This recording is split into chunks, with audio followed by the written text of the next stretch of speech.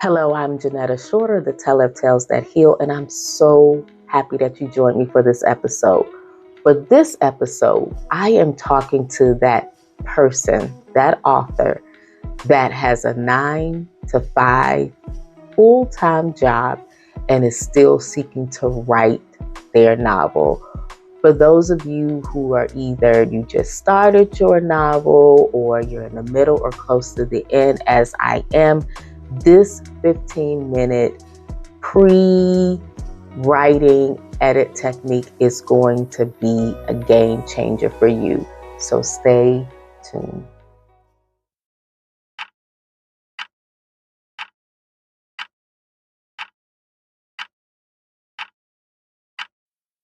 So let me set the scene. You wrote a chapter, you're coming to your desk, you wrote a chapter the day before. First of all, you were just happy that you got that chapter written, as I am. Every chapter I write, I'm like, oh my God, I got it written. So you leave it. You wrote the chapter, you leave it. You come back the next day ready to come back to your work in progress. And you want to jump back in, but you skim and you skim the page and you see some things. So the first thing you want to do before you start this quick pre-edit of this chapter, you want to set your alarm clock for 15 minutes. Why are we doing this? You set your alarm clock for 15 minutes because you really can't go over it. Going over 15 minutes will cause you to enter into a space and place of deep edits.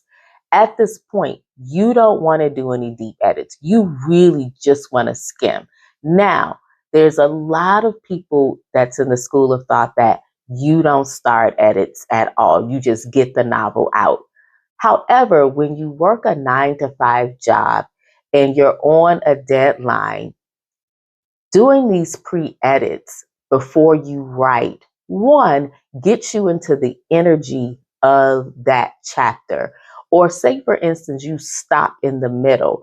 Doing just this 15-minute sort of drill and 15 minutes only gets you in the energy of the chapter so that you can write more, right?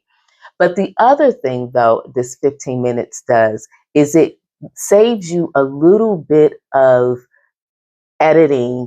When it's time to do the deep edits, it'll give you some time back so that you're able to ease through that the first reading of that first draft. So the first thing you want to do is set your alarm for 15 minutes. And if you're following me, you can do this now. I'll give you some time.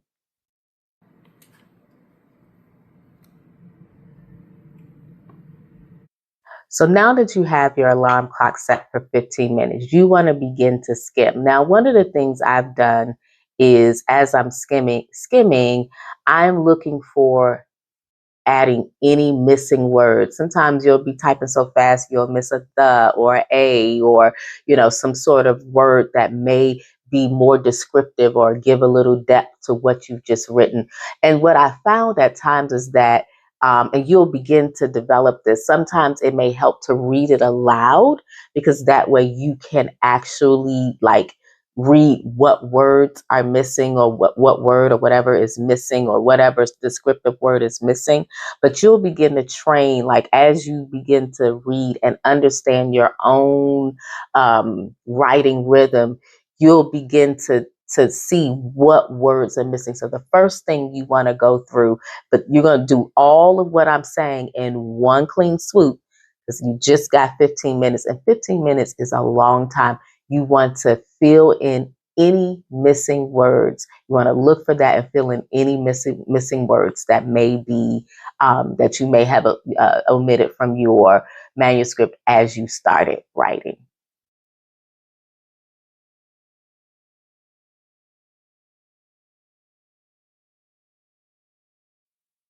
It's inevitable, right?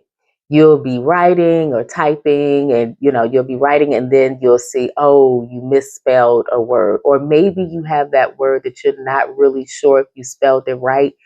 Here's a time that you can give yourself the opportunity to either use the the dictionary, or you may even want to use another word, or you have a misspelled word, or you may want to replace another word because you've used a certain word too much within your manuscript or within what you've written thus far. So use this time to use either your dictionary in Microsoft Word. Most of us tend to write in Microsoft Word first, or you can search another, outside, go online really quickly, how do I spell, and just change those words. Again, you have 15 minutes. So catch what you can, but take that time out to either correct misspelled words or use your thesaurus to use another word in place of a word that you may have used way too much.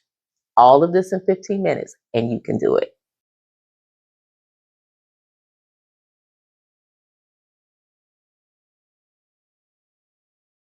Now, this is a thing that you might say, Janetta, there is no way in the world that I'm going to be able to do quick research. There have been times where I had to just, I'm thinking of, for instance, I was writing a scene that was taking place in New York. And I could have made up something, but everyone knows New York. And I was like, I really need a street that has a bunch of restaurants, like little dive bars in New York.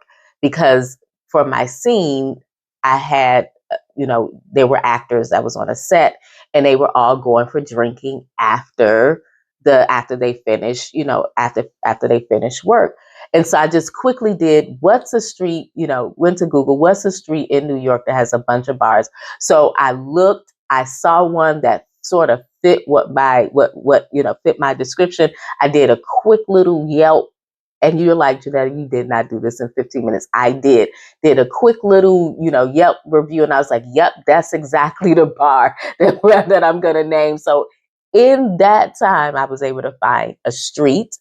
I was able to find the name of a bar, so that anyone who's reading my book from New York, they could go, oh my God, I know that bar. Did I go to that bar? No. Do I know that street in New York? No. But it gives a realisticness to the chapter that I was writing. And it was quick, short research. I think all in all, it may have taken 2 minutes to get. So you can do that. Even in the 15 minutes that you have, you can take time to do quick little research there to fill in what you may not have been able to write in your manuscript or writing your chapter when you was doing so. 15 minutes, golden.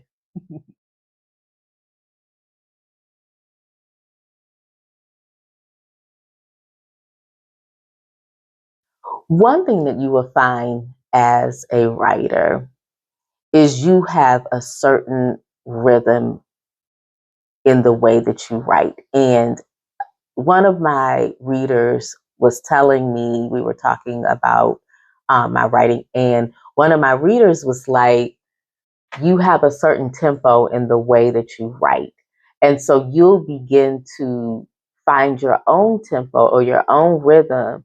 And when there is a word or a set of words that kind of knocks that off, or sometimes they call them filler words, right? Sometimes you'll have a flow. And if you just take out that filler word, you will begin to get to the meat of your of that showing.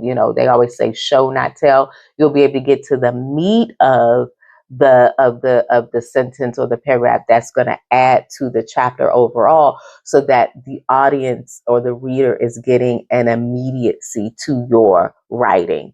So when you fall out of that flow, those words that you're just using to fill in space, they'll like kind of pop up like a sore thumb. And once you take those words out, or you may have to add a word in to keep that timbre, that flow to your writing, you'll begin to find that you're able to the paragraph or the sentence, or begin comes alive for the story. So I know I'm giving you a lot to do in 15 minutes, but you have to keep in mind that this is you're kind of sort of doing pre-editing on the front end to kind of save you a little bit more at the back end when you get into deeper edits. So, got one more technique. You're doing well.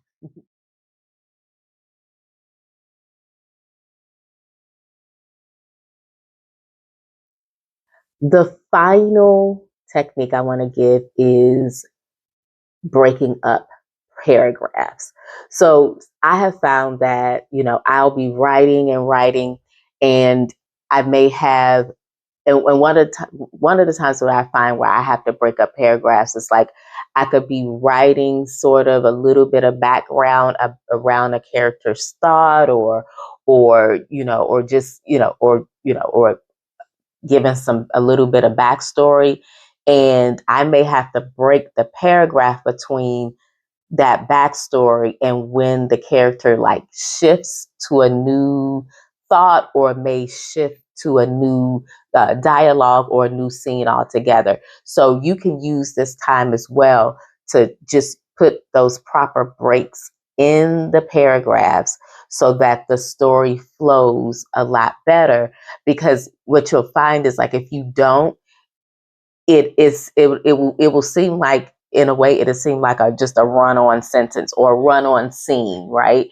So putting those proper breaks, whether it's just an indentation or maybe it's a whole different scene that you might can end, if you're ending the this particular section with the characters thoughts, you might can that might can be a natural end to what you were trying to say, and then you could go right into another scene, or you could just indent to another paragraph, and you could go on ahead with the current or the present, especially if you're telling backstory or given kind of the thoughts and the meandering thoughts of the main characters.